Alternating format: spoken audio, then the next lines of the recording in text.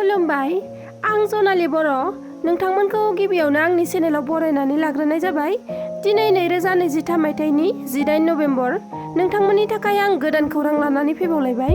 अन्नानै खौरांखौ जोबजासे नायलांगोन होनना मिजिंथिबाय। बर' हारिनि थाखाय नांथाबबोनाय NLFB आफादा सान्दुं अखा नेवसि गारनानै सुबुंफोरनि माइ आबाद फोथाराव बेसेन नाङाजासे माइ हानायाव नांथाबनायखौ नुनो मोननाय जादों। फोरमायथिनो गोनांदि NDFB आफादखौ 2020 मायथाइयाव सिफायनायनि उनाव बर' हारिनि थाखाय आलादा बड'लेण्ड सोरजिनायनि थांखिखौ जाफुंहोनो थाखाय NLFB आफादा जोनोम जादोंमोन। नाथाय सरकारनि नारसिननायाव माखासेया 2 लाख रांखौ लानानै आफादनिफ्राय ओंखारबाय। नाथाय माखासे बिथांमोना हारिनि थाखाय नांथाबना खस्थ'जोंब्लाबो आफादखौ फोथांना लाखिनो आरो हारिनि मोजां मावलांनो थाखाय थांखि लादों। थिग बेबादिनो सुबुं सिबिथाय थांखि लानानै रायजो राजानि माइ फिथाइ मोननाय समावबो बिथांमोनहा क'क्राझार जिल्लानि बनगावनि साहा फारसे थानाय खैरोगुरि गामियाव मोननाय माइखौ बेसेन लायाजासे हानानै होयो। सुबुंफोरनि माइ आबादखौ एम्फौफोरा जानानै गुब्ला खालामनायजों लोगोसे माइ बिदांफोरखौ अरस'नानै आलाय सिलाय खालामनायनि थाखाय सुबुंफ्रा गाव गावनि माइ फिथाइ मोननायखौ हानायाव बयबो मुखुब। नाथाय खायसेया हाजिरा खामला मोनिनि थाखाय माइ फिथाइया मोनना सेरेमजोब्बाय। बेबादिखौ नोजोर होनानै NLFB बिथांमोनहा गासै 25 निफ्राय 20 जनसो हानजायै ओंखारनानै माइ मोननायखौ बेसेन लायाजासे हानानै होदों। आरो बिथांमोननि बेबादि हेफाजाब होनायखौ न'खरनि सुबुङाबो गोजोननाय फोरमायदों। फोरमायथिबावनाय बायदिब्ला NLFB बिथांमोना सरकारनिफ्राय अनसुंथाइ लायालासिनो गावसोरनो खस्थ' खालामना जागोन आरो हारिनि थाखायबो नांलांबाय थागोन। जेलाव जोबनानै दोनजानाय बिथांमोननि थाखायबो सरकारजों नांलांगोन होनना फोरमायथिदों बिथांमोनहा। लोगोसेनो फोरमायथिबावदों दि खाथि खालानि सुबुंफोरा अमा फिनो थाखाय बिथांमोननो 50 निफ्राय लानानै 100 थासो अमाखौ हरनो थांखि लादों। दा बेनिखायनो NLFB बिथांमोनहा सोरबा अननानै हरोब्ला माइखौसो लांगोन आरो जुदि सोरबाफोर खाथि खालानि सुबुंफोरनाव माइ गोमोन हानांगौ दंब्ला बिथांमोननिसिम खौरां हरनो थाखाय खावलायहरदों बिथांमोनहा। बिमा बिफाया गावनि फिसाखौ जोनोम जानायनिफ्राय लानानै देरजासिम जोथोनै फेदेरो फोलावो आरो फोरोङो। मोस्रोम जोसि थाम्फै अरसि माबा जासि जासि अननायजों दांनाय बिलिरनाय फेदेरो फोलावो फिसाखौ। नाथाय खायसे फिसाफ्रा देरनायनि उनाव बिमा बिफाखौ सिनायनो रोङा जायो। थिग बेबादिनो जाथाय जादों जोंनि बर' समाजावबो। गावनि आंगो जोनोमगिरि बिफाखौनो बुथारदों गावनि फिसाज्लाया। देगारजों सुथारना बुथारदों दैमालु बर' मुंनि सासे सुबुङा। बेबादि बुथारनाय जाथायखौ जों गुबुन जायगायावसो खोनानो मोनोमोन। नाथाय दा बेबादि बिफाखौ बुथारनाय जाथाया जोंनि बर' हारिनि गेजेरावनो जादों। जाथायनि सायाव मिथिनो मोननाय बायदिब्ला दैमालु बर'नि बिमा आरो बिफानि गेजेराव नांज्लाय खमज्लाय जाबाय थादोंमोन। बे समावनो बिमाखौ बासायनो थाखाय बिफाखौ गोबौ देगारजों सुथारो आरो बिफाया जायगायावनो जिउ गोमायो।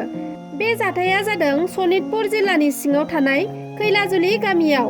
जाथाय जानायखौ उनाव दुवार पुलिस बिफाना मिथिनानै दैमालु बर' थामहिनबा बुथारग्रा फिसाज्लाखौ एरेस्ट खालामो। आथिखालाव जाख्ल'नाय गैयि BTR सरकारनि खुंथाय समाव जाख्ल'नायनि अजद थिखांदों। प्रमद बर'नि खुंथाय समाव BTR-आव BCDC-नि चेयारमेन आरो मेम्बारफोरा जाख्ल'नायनि अजद होनाया गोदान बाथ्रा नङा। जेब्ला प्रमद बर' बिथाङा BTC-खौ सालायनो मोनोब्ला रायजो राजानिफ्राय थाखा फैसा एबा घुस लानाय माब्लाबाबो जानाय नङा बायदि बायदि बाथ्रा बुंना रायजो राजानो खोथा होदोंमोन। आरो सरकारखौ UPPL दोलोआ सालायगोन, बेवहाय धोनि गोरिबनि फारागथि थानाय नङा होनना मेल मिटिंफोराव बुंदोंमोन प्रमद बर' बिथाङा।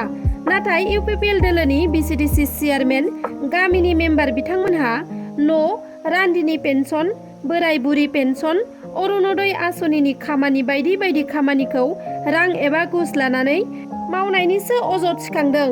क'क्राझार जिल्लानि दतमा जौगाखां खोन्दोनि सिङाव थानाय कालचार BCDC-नि मासिगिरि इलियास आलीनि हेंथायै ओनसोलनि रायजो राजाफ्रा जाख्ल'नायनि थाखाय धर्ना होदों।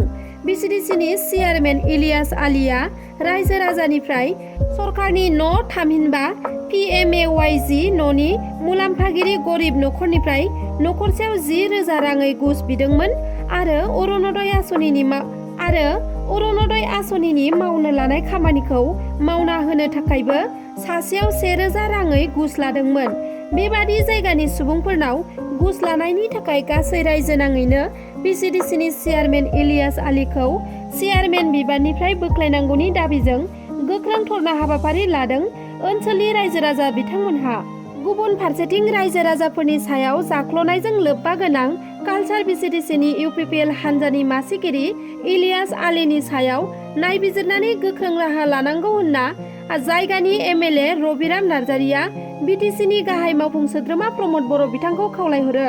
बेजों लोगोसे हादरसायाव जायखिजाया जाख्ल'नायजों लोब्बा गोनां बिथांमोनखौ निमाहा होनाय जानाय नङा होनना आसामनि गाहाय मन्त्रि हेमन्त बिश्व शर्माया बुंबोनाय बायदि कालचार पिसिडिसिनि चेयारमेन इलियास आलीनि हेंथायै गोख्रों राहा लानांगौ होनना ओनसोलनि रायजो राजाजों लोगोसे रबिराम नार्जारि बिथाङाबो दाबि खालामदों। क'क्राझार गसाइगावनि तेलिपारायाव हादरारि राजालामायाव एक्सिडेन्ट जाना सासे लाइमोना जायगायावनो जिउ गोमायो। सरजां कुटु गामिनि रुंसारि निक'लास मुर्मुनि 23 बोसोर बैसोनि फिसाजो खासि मुर्मुखौ बेलासिनि 3 रिंगासोआव लामाखौ बारस'नाय समाव गोबारै खारनाय गंसे फिसा गारिया सौग्रावनायनि जाहोनाव खासि मुर्मुआ जाथाय जानाय जायगायावनो जिउ गोमायो। मिथिना मोननाय बायदिब्ला गसाइगाव महकुमानि हादरारि राजालामाजों नांजाबनाय तेलिपारा हाथायाव टेलरिंनि ट्रेनिं लानानै गावनि न' फारसे थांफिननाय समावनो श्रीरामपुर थांबाय थानाय गंसे फिसा गारिया सौग्रावो, जायनि जाउनाव सिख्लाया जायगायावनो जिउ गोमानांगौ जायो।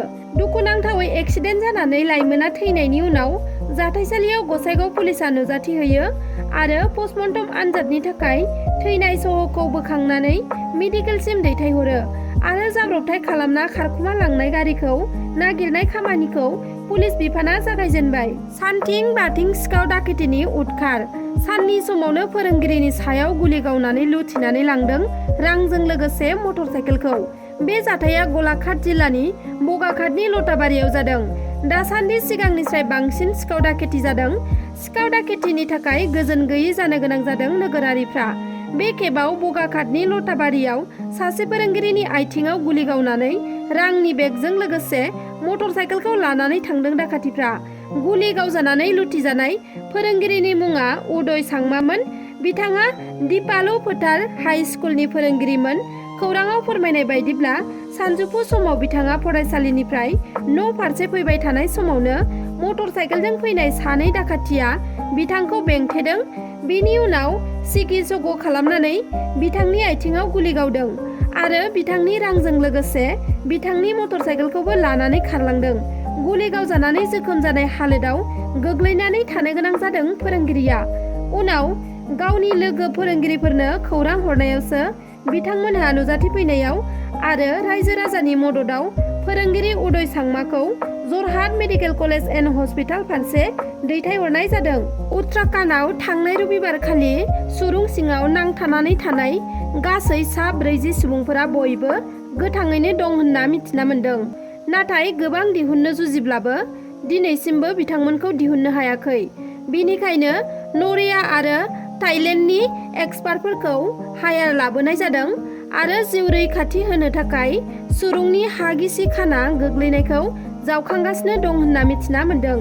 लोगोसेनो उत्तराखन्डनि गिबि मन्त्रि भास्कर त्यागीया मिथिहोदों दि उत्तराखन्डआव बानायनो गोनां टानेल एबा सुरुंफोरनि प्रजेक्टफोरखौ सोलाय सोल' खालामफिननो थांखि लादों उत्तराखन्ड सोरखारा। मख'नो गोनांदि 270 मिटार गोथौ होथेनानै थानाय हाखौ रैखाथि हान्जाया जावखाङै 60 मिटार गोथौ आद्रा दंबावो होननानै फोरमायथिदोंमोन। नाथाय आवजार मेसिना मावफुंनो हायाखिसै। दासान्दि सुरुं सिङाव पाइपनि जोहै अक्सिजेन हरना आरो लोगोसे लाव लाव जाग्रा आदार दैथायहरनानै बिसोर गासैनिबो जिउखौ रैखाथियै लाखिनो हादों होननानै फोरमायथिदों।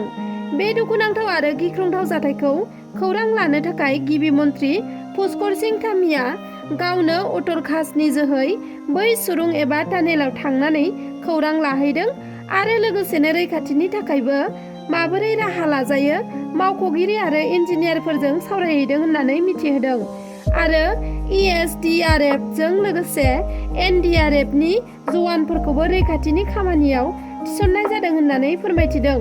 मख'नाया गोनांदि उत्तराखन्डनि उत्तरकाशी जिल्लायाव गोदानै लामानि सुरुं बानायबाय थानाय समावनो हरखाबै हा गिसिखाना गोग्लैसिननायाव खमैबो सा 40 सुबुंफोरा सुरुं सिङावनो नांथानानै दङमोन। गासै 2340 मिटार गोलाव बे सुरुंआव 270 मिटार गोथौ सौहैनानै बे दुखुनांथाव जाथाया जादों। दिनैनि खौराङा बेखिनियानोमोन। नोंथांमोना जुदि आंनि खौरांखौ नायनानै मोजां मोनोब्ला अन्नानै लाइक, शेयार, साबस्क्राइब खालामना होगोन होनना मिजिंथिबाय। एसेनोसै, गोजोन्थों।